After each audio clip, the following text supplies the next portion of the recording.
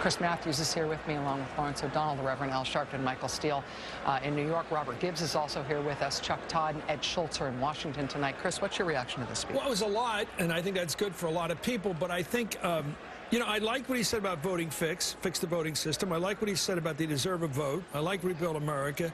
I like the assault he did on sequestration. I like the science plaudits for science. That's about pretty basic stuff. Afghanistan is certainly good news there. I don't know whether he closed any kind of deal on immigration tonight. I think that's going to be his biggest issue this year.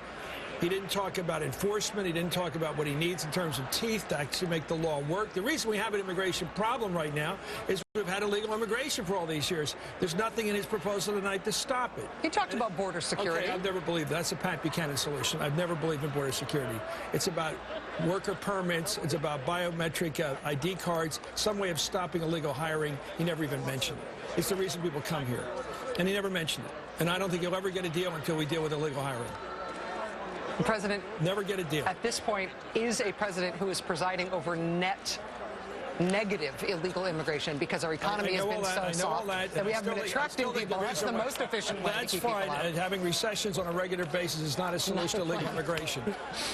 Michael and I don't think you make a deal unless you make an offer, and I don't think he made an offer to the Republicans tonight on immigration. He said how we're going to benefit politically, how the Democrats will, but I'm telling you, I want the thing fixed, not just talked about. I don't want the issue. I want the solution. Seeing Republicans applauding tonight when he was talking about immigration reform, my response to that was he's talking about it in a way that they don't feel alienated by. They're on television.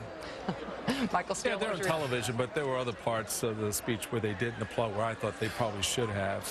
And so there is that dynamic, of course, Chris. But I think at the end of the day, the president tried to move beyond the politics of the moment and really kind of define a second-term agenda that was built around restoring economic prosperity to the middle class. That was the central theme here. It was really focused on the middle class, and even talking about elevating the poor from poverty into the middle class, which is something I've always argued Republicans is right up our alley in terms of our economic views and positions on a number of points. I thought the president did that. I thought he did it very smartly. But the one thing I would say about the speech, it started off strong, and I think he was, you know, a little edgy. He, you know, was taking his jabs, but then in the middle and towards the end, the energy flowed out of it, and it slowed.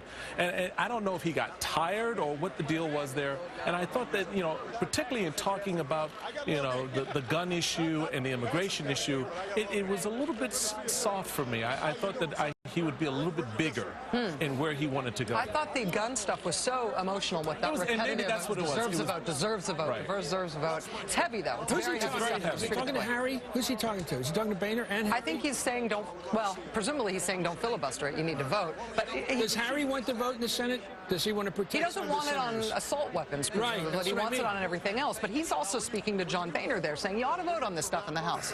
Let your side vote. I think they'd like to vote against it. We'll see. Al Sharpton? I think it was very important that he challenged them on the vote, on the whole question of guns, and he used the fact that the victims were there, from Hadia Pendleton's parents to Newtown victims to Gabby Gifford. I thought I didn't see him losing energy at all. I think that he was really making an emotional appeal.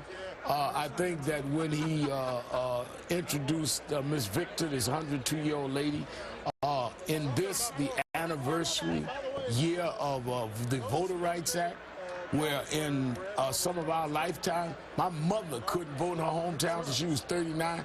That was very emotional at the end. I don't see the energy coming out. You heard the gasp in the room when he said it was an absolute gasp. Yeah. I mean, here's a woman that stood at 102 years old, and when he talked about people applauded when she finally put on her lapel, I have voted. I mean, this shouldn't happen in America. This sounds like pre-1994 South Africa. And I thought that was very compelling. But the meat of it, the economy, talking about lifting poor children, talking about pre-education, preschool, and talking about how we've got to bring poor people up, raise the minimum wage. I want to hear more about the Simpson-Bowles part. What do we mean in that area when he says... To be willing to agree to the equivalent changes. We need detail on that. But I thought it was a very aggressive speech. I thought it was challenging. And all you had to do is watch John Boehner to know how challenging it was. He didn't stand up one time. He clapped a few times. So I felt that anytime John Boehner was not cheering, that it was probably an aggressive speech. Lawrence O'Donnell, what do you think is the most important thing about this speech, either substantively or... The most important thing is that Elliot Engel just got the president's autograph on his copy of the president's speech, which is why we have the State of the Union, apparently. Right. It's so he can do that. So we can buy stuff from him in 20 years on eBay. There is a small piece of history being made here as the president walks out, and this is the first time the president will be leaving a State of the Union where there are 2 black senators in that room on the hall, and Mo Cowan, the new Massachusetts senator, has been trying to get himself into a position to shake hands with the president. I'm not sure if he got that or not, but to have those 2 black senators there on the same night that we had that 102-year-old woman who had such a struggle trying to vote in this country, I think was an extraordinary moment. I do think the